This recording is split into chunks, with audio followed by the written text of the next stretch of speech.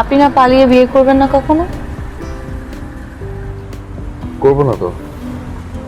আপনি কি নাটক দেখতে ভালোবাসেন? তাহলে এই ভিডিওটি আপনার জন্যই। আজকে আমি যে নাটকটি নিয়ে রিভিউ করব সেই নাটকের নাম হচ্ছে তুই থেকে তুমি। আর এই নাটকে অভিনয় করেছেন অপূর্ব অ্যান্ড কেয়া পায়েল। আশা করি আমার এই 5 মিনিটের ভিডিওটি দেখলে নাটক সম্বন্ধে পুরো একটা ধারণা পেয়ে যাবেন। আর হ্যাঁ, আপনি যদি আমার চ্যানেলে নতুন হয়ে থাকেন তাহলে অবশ্যই নিজের ভাই মনে করে চ্যানেলটি সাবস্ক্রাইব করে দিবেন। তো চলুন শুরু করি। এসব খেলার সময় আছে নাকি? সময় নাই নাকি হারার ভয়, সেটা সবাই জানে। হারু পাটির আবার সময়। নাটকের শুরুতে দেখতে পাই যে বাসার ছাদে কেয়া পায়েলের আব্বু আম্মু অ্যান্ড অপূর্ব ভাইয়ের আব্বু আম্মু সবাই মিলে আড্ডা দিচ্ছিল। এর মাঝখানে অপূর্ব যখন বাসায় চলে আসে ছাদে, তখন অপূর্ব জিজ্ঞেস করে এখানে কি হচ্ছে। তো সবাই বলে আমরা গল্প করতেছি। তখন কেয়া পায়েল একটু খোঁচা মেরে অপূর্বকে কথা বলে। তখন অপূর্ব কেয়া পায়েলের উপরে একটু রাগ দেখায়। আর তারা মূলত যখনই দেখা করে তখনই তাদের এরকমই দিনকাল যে খারাপ পড়েছে, মানে ঘরে কি হচ্ছে, ফেসবুকে কি হচ্ছে, সবার উপর তো নজর রাখতে হবে। কেয়া পায়েল অ্যান্ড অপূর্ব তারা ভাড়া বাসায় থাকতো। কেয়া পায়েল নিচের ফ্ল্যাটে থাকতো আর অপূর্ব উপরের ফ্ল্যাটে থাকতো। তো একদিন কেয়া পায়েল ফেসবুকে একটা পোস্ট করেছিল যে আমি একটা ছেলেকে লাইক করি। এই পোস্টটা মূলত অপূর্ব ভাইকে মিন করে বলছিল। তো অপূর্ব ভাই বুঝতে পারার পর কেয়া পায়েলের বাসায় এসে খোঁচা মেরে মেরে কথা বলতেছিল। আর এখানে কেয়া পায়েলের আম্মু অ্যান্ড কেয়া শুনতেছিল।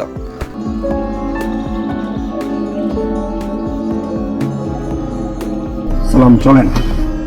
কেয়া পায়েলের ফ্যামিলি অ্যান্ড অপূর্বর ফ্যামিলি তারা প্রায় বন্ধুত্বের মতো সম্পর্ক এবং তাদের দিন ভালোই চলতেছিল। হঠাৎ একদিন যে বাসায় ভাড়া থাকতো সেই বাড়িওয়ালা বাসাটি দেখতে আসে এবং গাড়ি নিয়ে দেখার পর সে চলে যায়। আর কেন এসেছিল তার একটু পরে তার কারণটা জানতে পারবেন। লাগতো কিসের বই? এই গল্পের উপন্যাসের। কেয়া পায়েল ছোট থেকে অপূর্বকে ভীষণ পছন্দ করতো, তাই কেয়া পায়েল প্রায়ই অপূর্বদের বাসায় আসতো অ্যান্ড বিভিন্ন অজুহাত দেখিয়ে অপূর্বর সাথে কথা বলতো। বাট অপূর্ব যখনই তার সাথে কথা বলে খোঁচা মেরে মেরে কথা বলে অ্যান্ড কেয়া পায়েলকে অপমান করে। বাট কেয়া পায়েল তাকে অনেক ভালোবাসে, অপূর্ব সেটা বুঝতে পারে না। আমি লেবু কেটে নিয়ে আসছি।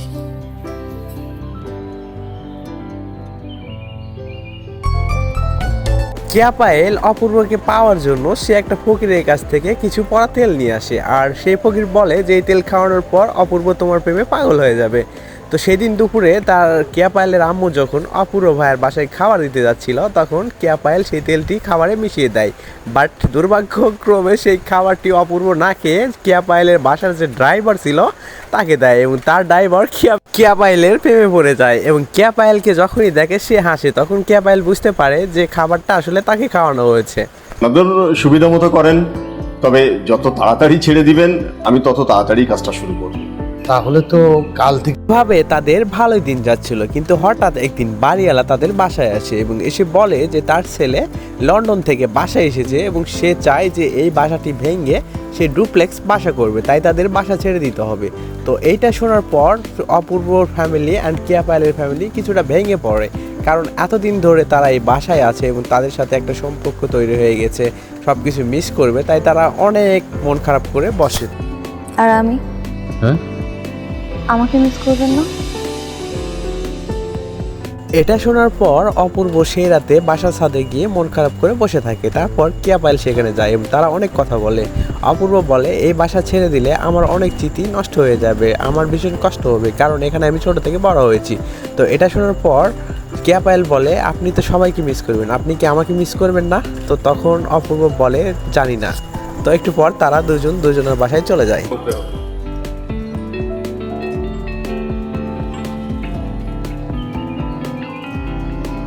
তারপরের দিন সকালবেলা বাড়িওয়ালার ছেলে যখন বাড়িটি দেখতে আসে ঠিক তখন কেয়া পায়েল কলেজে যাচ্ছিল। তো ওই সময় বাড়িওয়ালার ছেলে কেয়া পায়েলকে দেখে অনেক পছন্দ করে এবং কেয়া পায়েলের ফ্যামিলিতে বিয়ের প্রস্তাব দেয়।